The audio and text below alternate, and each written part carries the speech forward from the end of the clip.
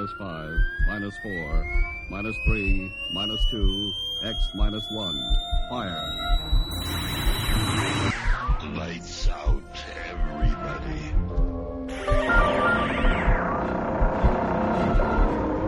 The creaking door.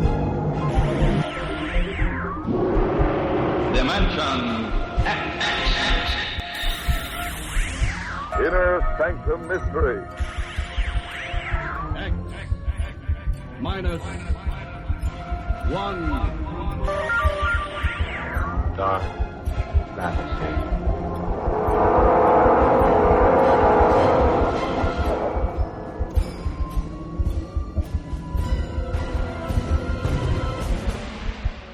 Hello everyone, welcome to Sci-Fi and Horror, brought to you by Dwayne Old Time Radio.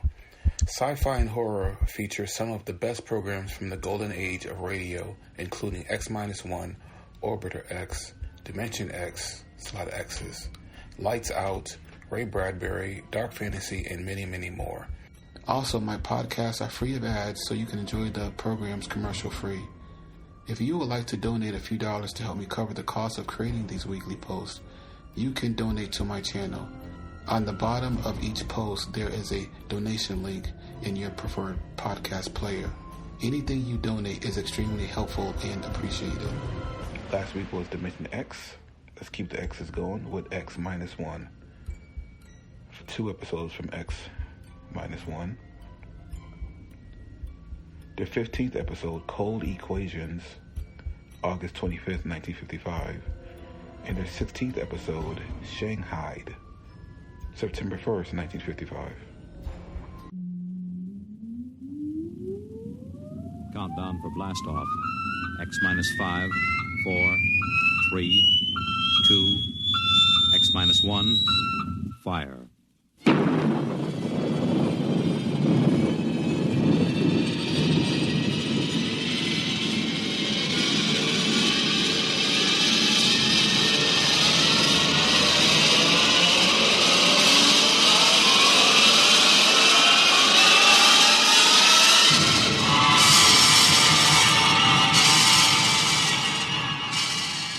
From the far horizons of the unknown come transcribed tales of new dimensions in time and space. These are stories of the future, adventures in which you'll live in 1,000,000 could-be years on 1,000 maybe worlds. The National Broadcasting Company, in cooperation with Street and Smith, publishers of astounding science fiction, presents X minus 1.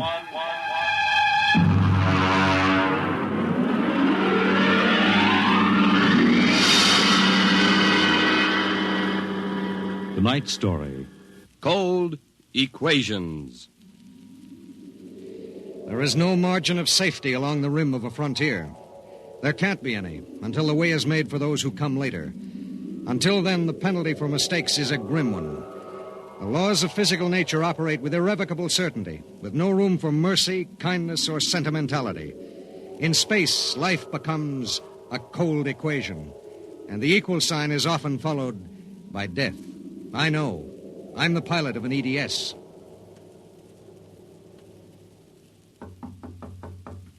Come in. You sent for me, Commander? Yes. Sit down, Barton. We just got an ED from the Territorial Space Station on Woden. Woden. That's in the Crab Nebula, isn't it? That's right. There are 2 exploration parties there on Manning's continent. 8 men each. Mm-hmm. They've got calla fever in one of them and no serum. Oh, and I thought this was going to be a nice, quiet passenger run. Computers are working out your payload and your course right now. In exactly 10 minutes, we'll drop into normal space and launch your ship. I'll get her ready. One thing. What's that? Woden is at the maximum pay limit for an EDS. Figuring the weight of the serum, we'll be able to give you just enough fuel to land on Manning's continent if you make it the first pass. Otherwise, you'll burn out in midair. Mm-hmm. Standard procedure. Report to launching control. Right. Good luck, Barton. Thanks. Oh, by the way. Yes? When can I expect to be picked up? We'll make a stop on the run back to Earth sometime next year. You'll be notified by radio. Okay. Sorry, we can't make it sooner. That's what happens when you sign on for EDS work. I'll see you next year, Commander.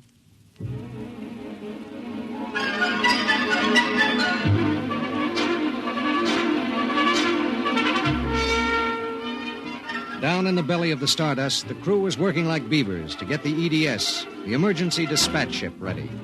Mechanics and technicians were swarming all over the place. Girls in inspectors' uniforms were checking the gauges in the supply cabinet. 9 minutes later, the exact course was in the computer. The serum was stowed in my supply cabinet closet, and little EDS 4G3 was ready to be born into space. Martin, Yes, sir. 30 seconds to blast off. All set? All set. I'm turning you over to traffic. Ready. Traffic control. Come in, EDS 4G3. Ready. 20 seconds. Lock open. 15 seconds. Space drive on. Space drive on. 10 seconds. Gravity neutralizer on. Neutralizer on. 5 seconds. 4, 3, 2, 1. Blast off.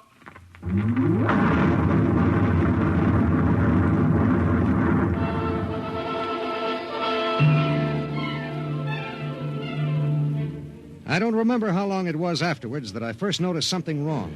Maybe an hour, maybe 2. There was nothing to show it except the needle and the heat gauge. It was on 0 when we left the Stardust, and now I noticed that it had crept up toward the 30 mark. That meant something inside the ship was radiating heat. That something was in the supply closet, and it was alive.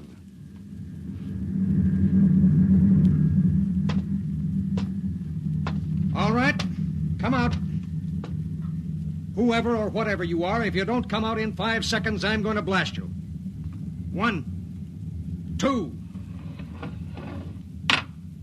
Well, I'll be... Hello. I'm Marilyn Lee Cross. What are you doing in there? I'm a stowaway. Oh, my... What's the matter? Do I have to pay a fine or something? What are you doing here? I wanted to see my husband. Who's your husband? He's with the government survey crew on Woden. I haven't seen him since he left Earth 4 years ago. Okay. But what made you hide in my EDS? I have a job waiting for me on Mimir, but I heard you were going to Woden and there was plenty of room, so I hid. Oh, I knew I'd be breaking some kind of rule, but what's one little rule?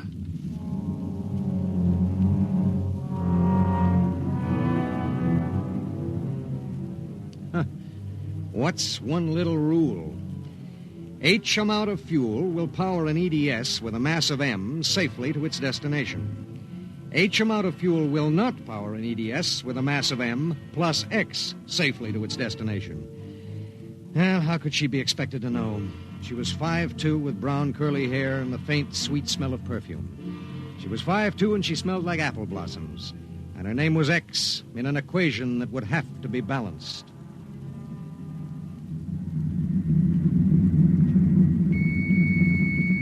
Stardust. Come in, EDS. Come in. This is Barton, emergency dispatch pilot 4G3. Go ahead. Give me Commander Delhart. What's the message, EDS? I have to consult Commander Delhart. The commander is busy. Listen, you squirt. Give me Commander Delhart. 1 moment, 4G3. Commander Delhart, emergency message from EGS 4G3. This is Delhart. What is it? At 0800 hours, I discovered a stowaway aboard my ship. A stowaway? Yes, sir. Well, have you notified ship's records? Not yet, sir. You know the regulations as well as I do. Of course I know the regulations. That's why I'm calling. Martin, what's going on? Sir, this is a girl. A young woman. Oh. She wanted to see her husband on Woden. She didn't know what she was doing. I see. I wondered, sir, maybe the cruiser could change course or something? I'm afraid not. We're hundreds of light years apart now. We have a limited fuel supply ourselves, with 900 passengers. Is there any chance? No. Okay, Skipper. Better get the information to ship's records. Okay. Barton. Skipper? I'm sorry. Yeah, sure.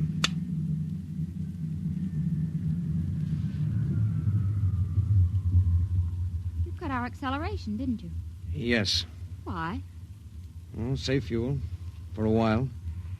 How did you manage to stow away? Well, I was taking a language lesson in Mimirese from a girl in the inspection corps. The order came in for your trip, and I just went along on an impulse. That was easy. I'll be a model prisoner, I promise. Oh, if you were only a thief or a spy, it would make it easier. Make what easier? Forget it.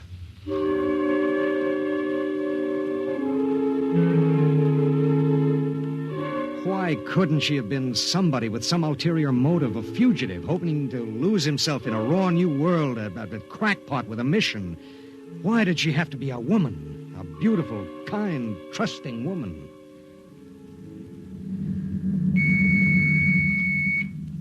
Stardust. Barton, EDS, 4G3. Go ahead, 4G3. Identify a stowaway. Give me your identification disc, Miss Cross. Here. Why? Well, it's for ship's records. Identification number T8374. One moment. This is for the gray card, of course. Yes. I'll need the time of... I'll tell you later. That's highly irregular. Then we'll do it in a highly irregular manner. The subject is a young woman. She's listening to everything that's said.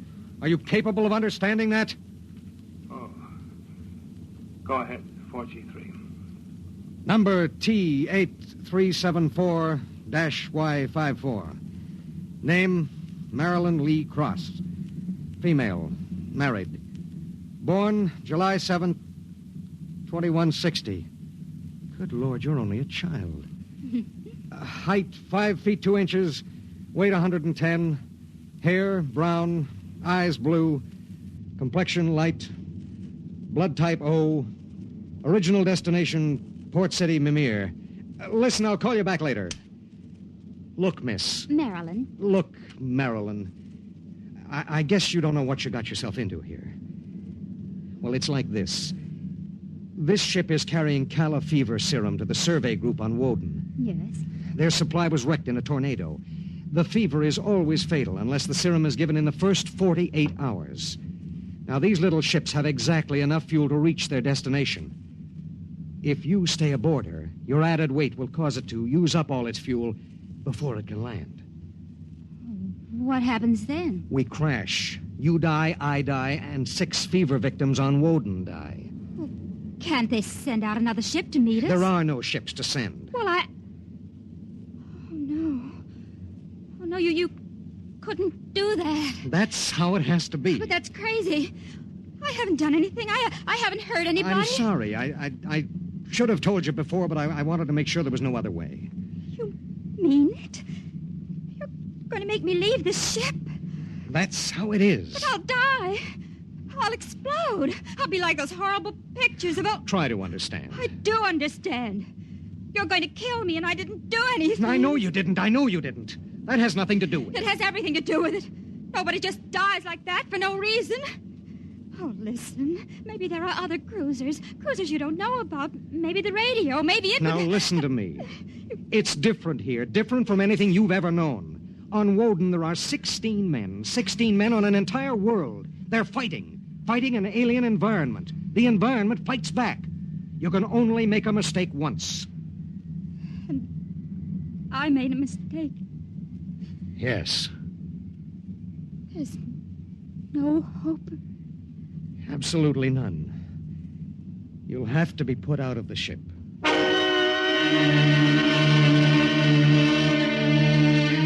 It was better so. With the going of all hope would go the fear. Then would come the resignation. She needed time, and there was so little. EDS. Starship to EDS. Need pertinent data. All right, Starship. When do you expect to complete your report? I need a computer check. I'll give you statistics. Statistics. This is EDS 4G3. I'm intersecting course vector 7.3 at 0831. Deceleration 1750, weight 1 ton. I would like to stay at point 10 as long as the computers allow. Will you give them the question? Check. I'll call you back. We wouldn't have long to wait. The new factors would be fed into the steel maw of the computer bank, and the electrical impulses would go through the complex circuits. Here and there, a relay would click, a tiny cog turn over. But it would be the current, formless, mindless, invisible, which would determine with utter precision how long the pale young girl beside me would live. 5 little segments of metal in the second bank would trip against an inked ribbon, and the machine would spit out the answer. You will resume deceleration at 1910. It was 1810 when he spoke. 1 hour. She has 1 hour to live.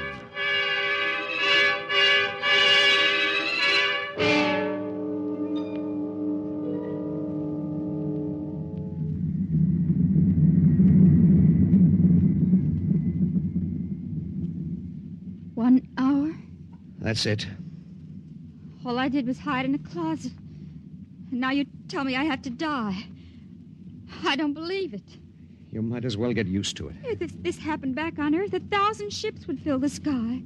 The whole world would know about it. They'd do everything to save me. This isn't Earth. It was such a big dream. Jerry and I separated almost 5 years ago. We were too young. And I was going to see him to try to make everything all right again. Are you married? I was. Oh? She ran off with some guy in the weather service. Do you still think about it? I don't let myself. Where is she? Back on Earth. Look, if you don't mind, I'd just as soon talk about something else. Okay. What do you do when you've got an hour to live? What do you talk about? What's Jerry like? Jerry? Oh, he's a funny guy. When he found out, I mean about the other fella, he didn't get mad. He cried. That was all he felt, sadness. So you walked all over him? Well, I thought I wanted him to get mad at me, to be jealous. And now? I've been thinking about him for 5 years. So when I heard the ship was bound for Woden and I knew Jerry was there, I stowed away. I didn't know about the fuel. I didn't know this would happen to me. She had violated a man-made law that said keep out. The penalty was not of man's making or desire. It was not a penalty men could revoke. H amount of fuel will power an EDS with a mass of M safely to its destination. The time was 1830. 40 minutes. It was beginning to get me. A space frontier is a rough place, and I'd seen 100 men die since I left Earth. But this was different. I watched her as she wrote a message to her folks. I watched her as she fought her way through the black horror of fear toward the calm gray of acceptance. And then there it was on the view screen. The planet Woden. A red ball enshrouded in the blue haze of its atmosphere, swimming in space against the background of star-sprinkled blackness. The chronometer on the instrument panel said 1845.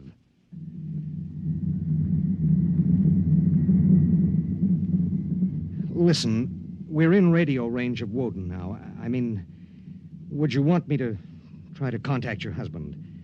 Jerry? It'd mean he would know you're going to die. There'd be nothing anyone can do. Yes. I would like to talk to him. Do you think we can? Well, the planet is turning. If his group is on the side facing us, we might be able to reach him. Well, try. All right. Hello. Hello, Woden. EDS to Government Survey Group. Can you hear me? Come in, Woden. They may not be monitoring. Hello? Hello? Hello. Identify yourself, please. This is Government Survey Group 1 on Planet Woden. This is John Barton, EDS pilot. You have the serum? Yes. How bad is it? 1 man died last night. 6 have the fever. How long will it take to... I start deceleration at 1910 hours. I should be able to land at 1930. Thank God. Look, do you have a Gerald Cross in charge of the group? Commander Cross? Yes, we do. Could I speak to him? He isn't here. He's out with the survey team. When do you expect him? Can't say. How do you read me? How much time do we have left for communication? Less than 15 minutes. All right. If Commander Cross comes back before we lose radio contact, will you have him buzz me? It's important. Okay, EDS. I'll keep the set open. Check.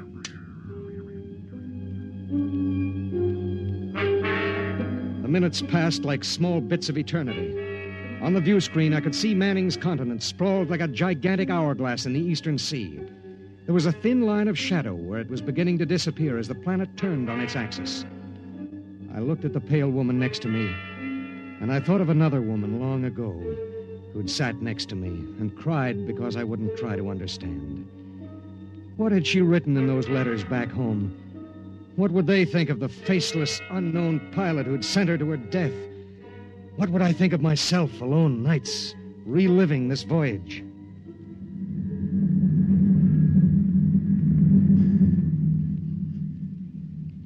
It's cold, isn't it? I'll turn up the thermostat. Nothing from Jerry? We have about 2 minutes of radio contact left. Maybe it's better. I mean, suppose it were you and your wife tried to call you. How would you feel? I don't know. Do you ever hear from her? I got a letter about a year ago. I tore it up. That was foolish. Yeah, it was. Life is so terribly short to be wandering around alone. Well, Wait a second, we're getting something. How much time before I have to leave the ship? About 10 minutes. Hello, EDS. Hello, EDS. Come in. Come in. EDS. This is Woden. I have Commander Cross. All right, go ahead. Hello, this is Commander Cross. Jerry Cross? Yes. I have someone for you. Go ahead. Hello? Jerry? Hello? Jerry? Who is it? It's me, Marilyn. Marilyn? I wanted to see you again. I stowed away on the EDS. You what? But Marilyn... It doesn't matter, Jerry. All that matters is that I can tell you all the things I've kept inside for so long.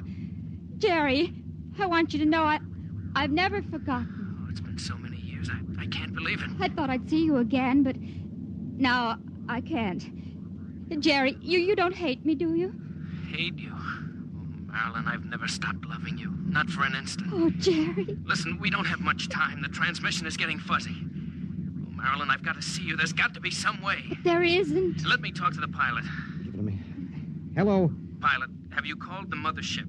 Did you have them checked with the computers? I've done everything. You've been on the frontier long enough to know the setup in an EDS. Oh, dear God, there must be something, some way. Do you think I'd let this happen if I wasn't sure? He tried to help me, Jerry. He tried. And it really doesn't matter.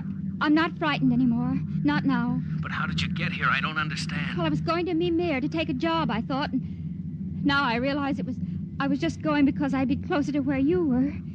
Oh, Jerry, all this time... Don't. Let me tell you something. Marilyn, I've always known you'd come back to me. I've known it every minute. It's what's kept me alive.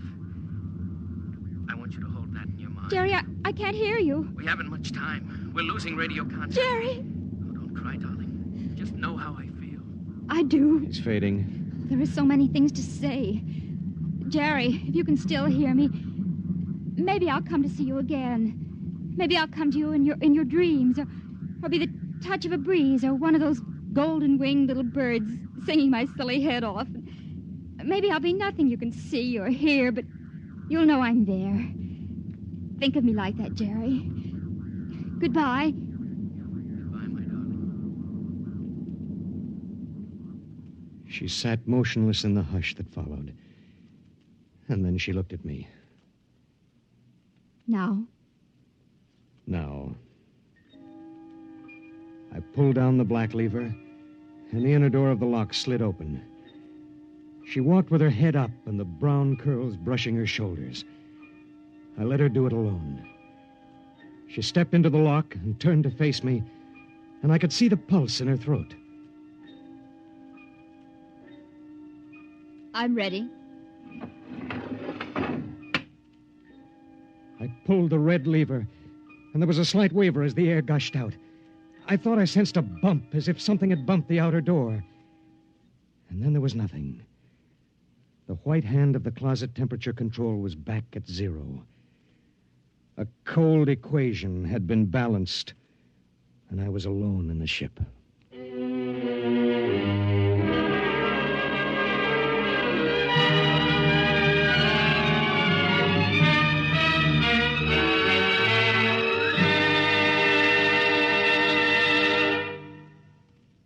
You have just heard X-1, presented by the National Broadcasting Company in cooperation with Street and Smith, publishers of astounding science fiction.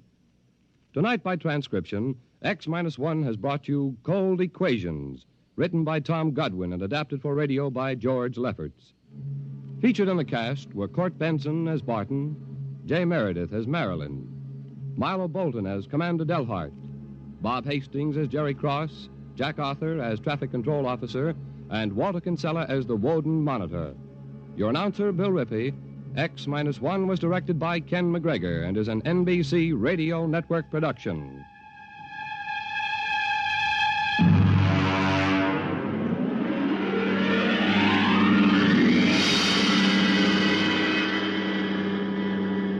And now, next week.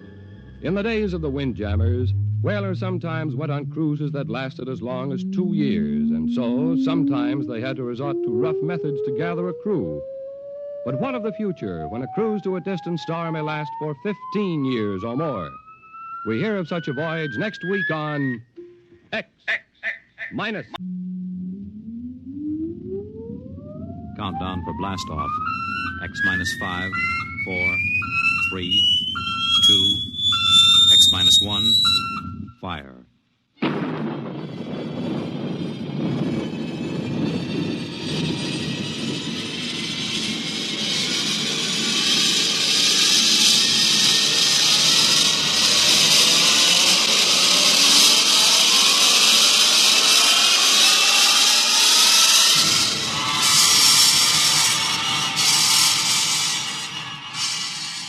From the far horizons of the unknown come transcribed tales of new dimensions in time and space.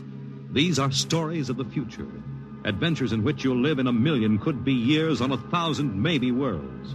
The National Broadcasting Company, in cooperation with Street and Smith, publishers of astounding science fiction, presents X minus 1.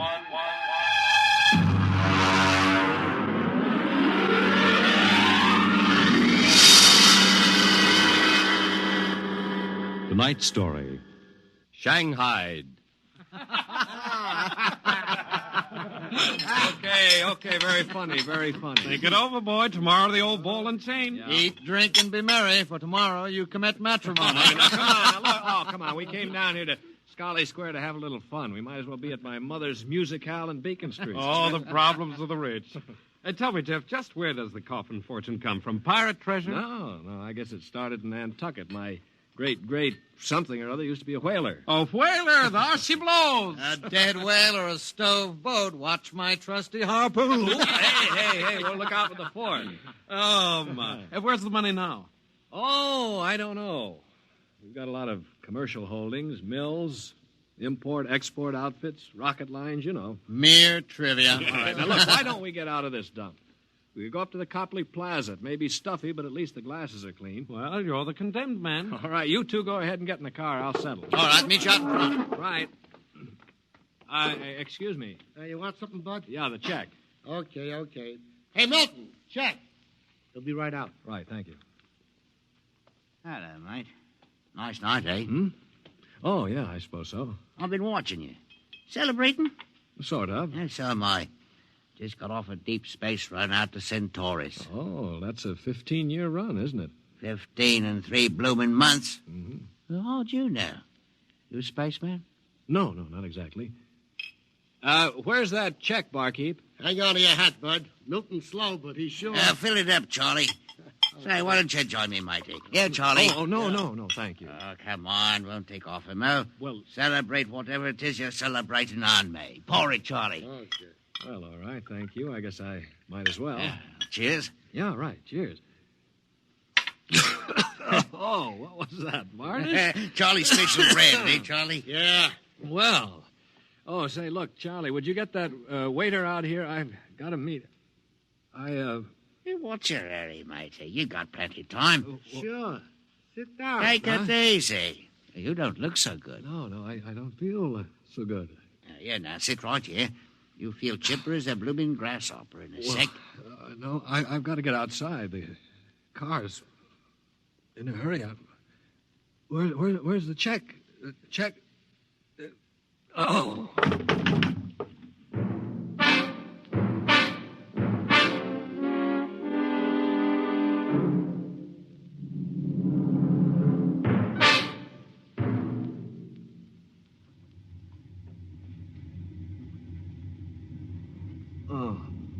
right, matey. Up on your feet. Wakey, wakey, wakey. Oh, all right, let go of me. What's the idea? Rise and shine and greet the dawn. What? Where am I? What's going on here? Now, come on now, matey. Up and at it. Wakey, wakey, wakey. No, wait a minute. So you were at that bar, Scully Square. Come on now, up on deck or you'll be in trouble. Deck? What are you talking about? Where am I? It's hard to say exactly. Offhand, about 8 hours out of Atlantic Spaceport. Atlantic Spaceport? Now, look, what kind of a joke is this? If Alan and Peter think this is funny... What ship is this? R.S. Michael M. Rafferty, coffin line. Oh, coffin line. Well, that makes it easy. Now, you've got to put back to port.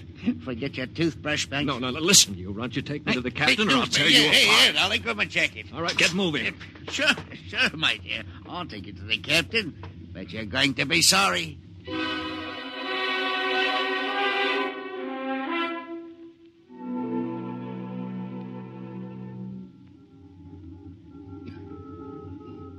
Morton, what the devil are you doing on the bridge? Get below before Right away, sir. Only this here gentleman asked to see you. Yeah, that's right, Captain. There's been a mistake made. I'm afraid it was supposed to be a joke. Oh? Yes, you see, I'm going to be married today, and I suppose the boys thought it'd be funny to make me miss the ceremony. I'm sure it won't be too much trouble to have you drop me off back at the Atlantic Spaceport. What?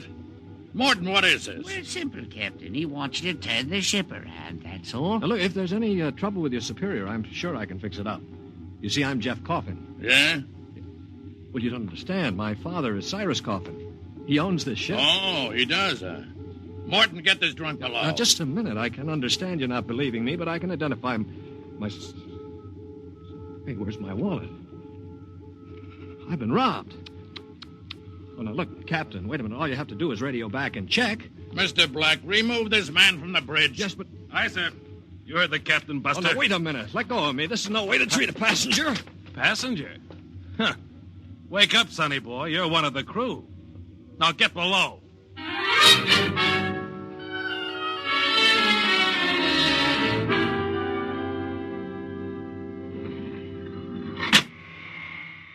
All right now, mate. Grab yourself a buffer. Get to work on those deck No, plates. but they can't get away with this. This is kidnapping. Perhaps yes, perhaps no. Now get this here deck nice and shiny, and we might even see about some grub. I'll be back in 2 hours. And mind you, I want to be able to see me bloomin' reflection in it. You better polish that deck plate. They can't get away with this. Well, the law says once you sign on, you're under absolute orders. I looked it up. Yeah, but I didn't sign on. I was kidnapped. You won't be able to prove it. Come on, mister, please. I didn't get anything to eat yet today, so give me a break, huh? Oh, all right. What do? Run the buffer over it? Yeah, that's right. Like this. You sign on? Yeah, I ran away from home. How old are you? 16. 30 when we get back. Yeah. What do you mean 30? We're headed for Mars, aren't we? Only to refuel. We're outbound to Centaurus. Oh, no, it can't be. Well, that's a 15-year run. Morton! I've got to get back. No use. I'm getting married. My bride-to-be will think I'm dead. Martin! Martin! What's up here? You want me to call Mr. Black again? He'll give you what for. Listen to me, Morton. Listen, I've got to get back to Earth. I can't disappear for 15 years. Oh, is that the fact? Look, we stop at Mars, right? Yes, and you'll be below decks under lock and key. Listen to me. If I can make it worth your while, will you get me off at Marsport? Jumping ship, huh? That's real naughty, mate. $1,000? Why, what would I tell me poor old mother in better say? 2,000. 5 in advance. What do you mean in advance? You're probably the one that rolled me for my wallet. I'll find a way. They don't believe your young Coffin, but maybe I know better. All right, it's a deal. Look, Mr. Coffin, can you take me with you? I didn't realize what it would be like. I can pay my share. I could work it out for you, or maybe borrow money. I couldn't stand 15 years. I'd go crazy. All right, sure. What about it, Morton? Boy'll cost you another 1,000. You cheap swindler. Here now, Mr. Coffin. I'm all what stands between you and a lovely pleasure cruise for 15 years. So I'll thank you to treat me with a respect and politeness what a gentleman like myself deserves.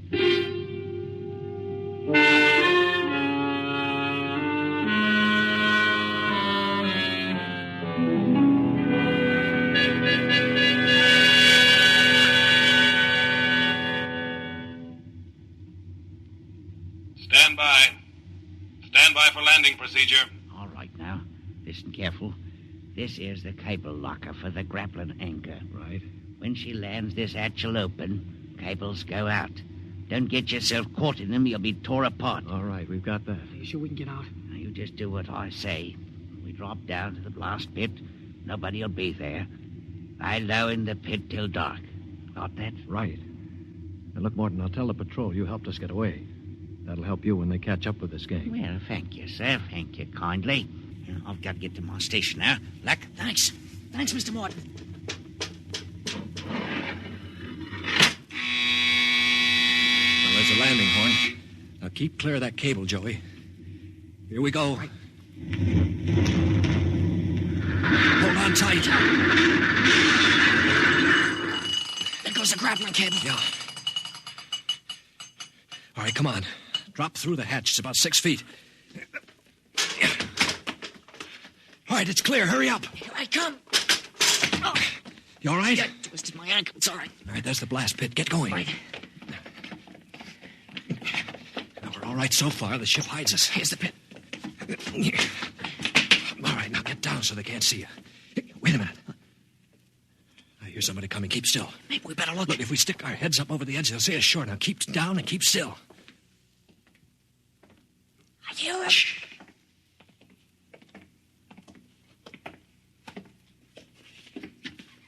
Well, well, well.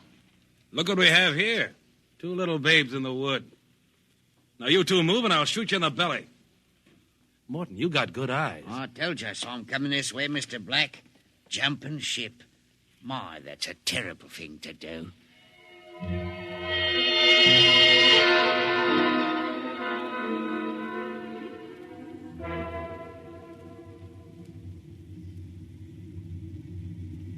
Mr. Black, inform the ship's company that these 2 men have been found guilty of attempted desertion. Desertion? You kidnapped me, you dirty crook. Don't you talk to Captain Howell that way. I'm sentencing them to 24 hours hull watch. Take them away. Morton, take him to the aft lock. Aye, sir. You calm down after 24 hours hull watch. What's hull watch? Very simple. We put you 2 in spacesuits, shove you through the airlock on the end of a line. You sit out there and watch the hull for 24 hours. No food, no water, and the eating units in those suits are just a little bit defective. Makes it interesting along about the 18th hour. Yeah, I'll bet. Here we are, gentlemen. The airlock. You get in there. Got 5 minutes to get into them suits before we blow the air out. See you in 24 hours. Maybe.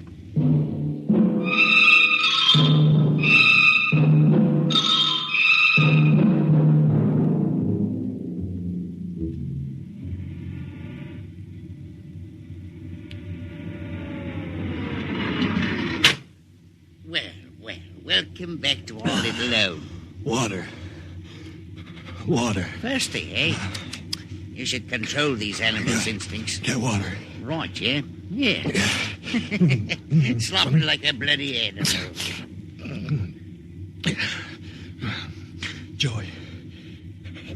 Joey passed out. Help him. He'll be all right. Teach a lesson, both of you. Take my advice and behave yourselves.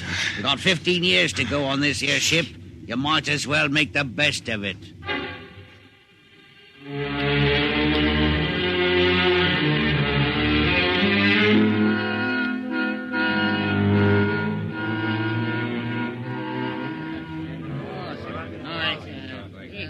Hey, Morton!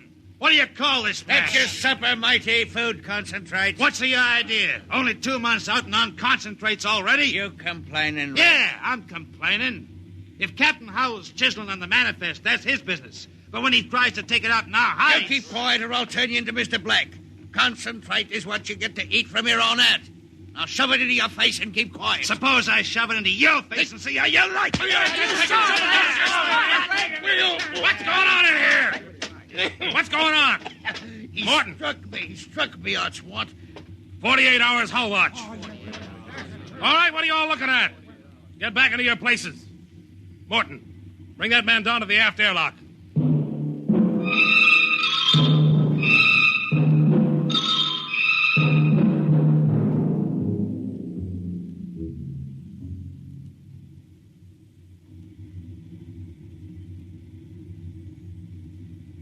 It's murder, that's what. Plain murder. Space Code gives a 30-hour limit for punishment. They didn't even have a burial. Just shoved them out the lock. Well, if the owners knew about this, they'd stop it. A fat lot of good that's going to do us during the next 15 years. Wait a minute, if we could get the ship back to Mars. No, 2 weeks after we landed, we'd be hung. That's what Space Code says about mutiny. And if they catch you in the act, they shoot you down and no questions. All right, I'm willing to take that chance. We're going to let Black and Howell kick us around for 15 years? Why don't we take over and head back? Right. I'm for it. Let's go. You bet. Going to interrupt something, gentlemen? Discussion? Talking about the captain, maybe. Grab him. Here, because Get up. Crewman in the jet. Come on. I'll have you all out of the oil in shifts. Also, you'll have rations. That's what I'll...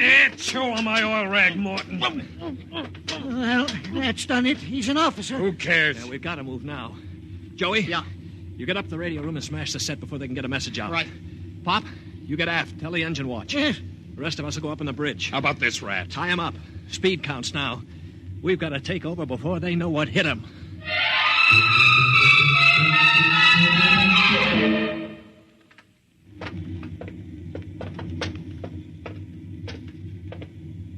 All right, careful. We've got to surprise him. Don't worry, we'll get him cold. Jeff. Shh, quiet. Sparks were sending when I got in, but I knocked them out and smashed the set. We're okay. Good boy. All right, come on. Right past the bulkhead. Look out! The blast bulkhead. Yeah, we're cut off from the bridge. We'll never get through that. They must have found out somehow. The intercom.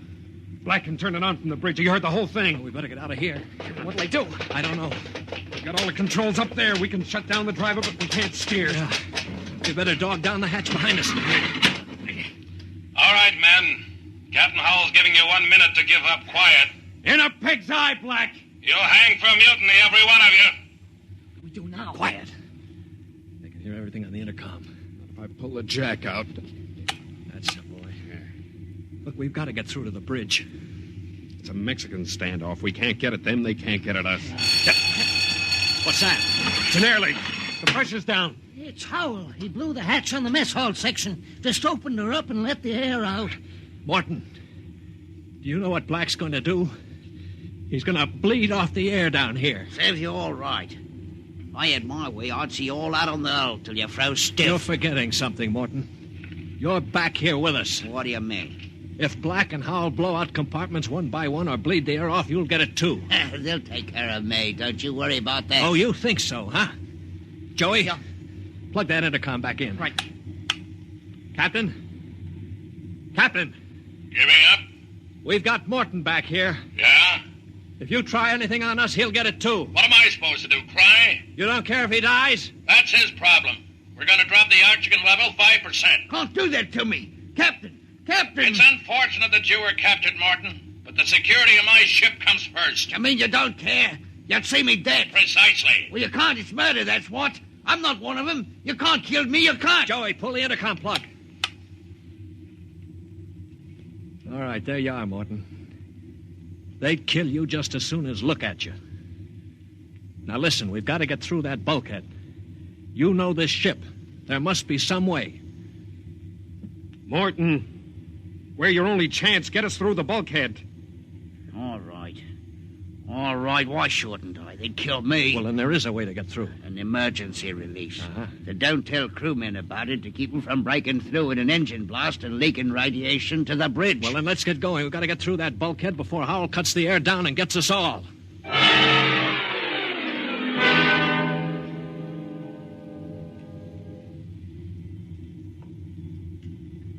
Here's the bulkhead, Morgan. Where's the release? Under the floor panel. You can pry it up. All right, hurry. I got it.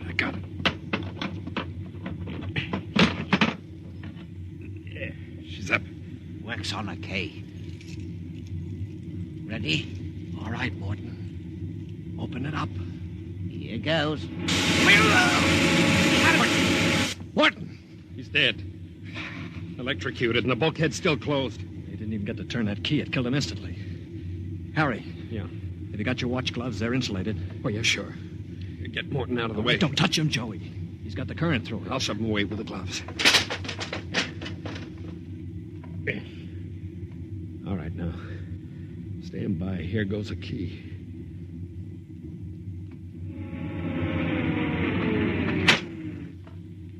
All right, let's go. Get him. Come on there. That's it. Stand back there. Come on, get him. Stand back. All right, Flexi, how you like this? All right, grab the guns. Joey, look out. Let go of that gun, Hal. All right, hold them both. You don't have to worry about Black. I got him square with a wrench. We better tie up the captain. Yeah. Well, what do you think you're going to do now? We're going to turn around and go back home. I don't think so. I burned the navigation tapes, and none of you can recalculate them. Why, you'll just wander in space till the fuel gives out. You'll die right here on this ship.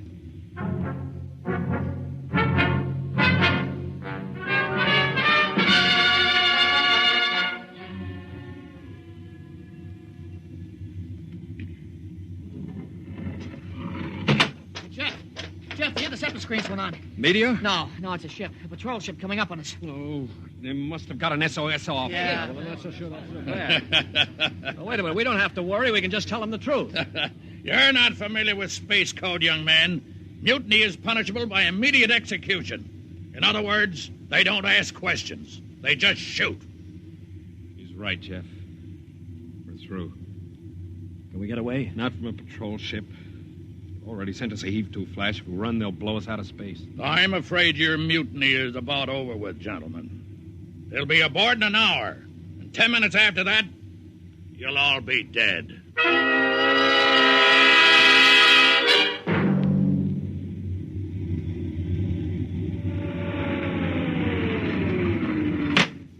Nobody move. Sergeant, take a squad and secure the ship. Collect all weapons and post a guard in the engine room. Yes, sir. You, Brown, Williams, Osinski, come on. Well, I'm delighted to see you, Major.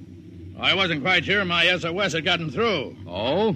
You're Captain Howell? That's right. And I can swear out the affidavit of mutiny. I don't think a mutiny charge will stand up, Howell. Not with a relief of command warrant out for you. I think we'll just forget about it. But you can't do that. Space code is clear. You recorded my SOS. No, we didn't, Howell. Then how'd you get here? They sent us after you to get Jeff Coffin. Where is he? I'm Jeff Coffin. Jeff, we had a missing persons alarm for you, and then when a check you signed turned up at Marsport. A check? Mm-hmm. Oh, that's right. I gave one to Morton to help me get away. And he sold it to a fence for half face value. We traced it back to the ship. Coffin, I've got orders to escort you personally. We're taking you back to Earth. Can I send out a message, Major? Of course. Oh, that reminds me, Jeff. I've got one for you from your fiancée. She said to tell you that she didn't object to a bachelor party in principle, but she did think 6 months was stretching it a bit.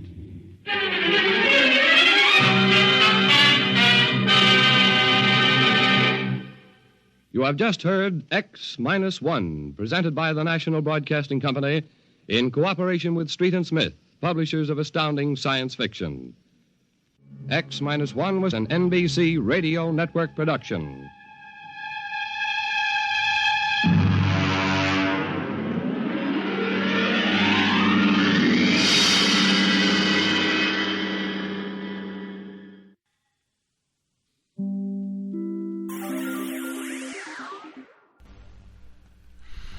Thank you for listening. If you enjoy what I'm doing, I ask you to please subscribe to my channel or channels. Well, hope you enjoyed, and until next time, stay safe, wish you well, peace.